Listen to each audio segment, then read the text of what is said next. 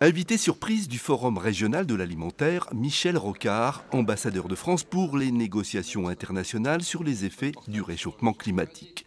Outre le bilan des 20 conférences qui n'ont jusqu'ici pas abouti, il a lancé un avertissement aux industriels et proposé une alternative, le compte épargne CO2. Nous savons maintenant, réchauffement climatique, qu'il y a des contre-effets à notre croissance, qu'il y a des résultats négatifs qui peuvent très bien aboutir à des interdictions, à des blocages ou à des explosions. Et à ce titre, le compte épargne CO2 est une bonne idée.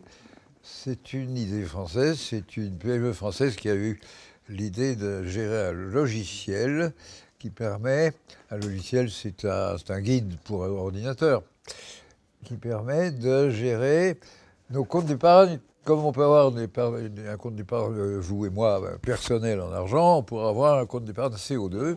L'entreprise qui a lancé sur Internet l'idée du compte épargne CO2 a enregistré jusqu'ici plus de 5000 adhésions, surtout de particuliers qui ont comptabilisé les économies réalisées en changeant leur mode de chauffage.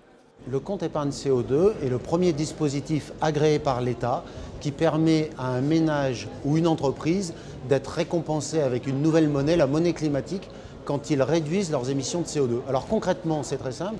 Un ménage qui est chauffé au fioul, qui change sa chaudière au fioul pour passer sur une chaudière bois ou une pompe à chaleur, va éviter d'émettre des émissions de CO2 et donc il sera récompensé sur son compte épargne CO2 par cette nouvelle monnaie correspondant aux émissions qu'il a évitées. Reste à faire passer le message auprès du gouvernement avant la 21e conférence internationale sur le climat qui se déroulera en décembre prochain à Paris.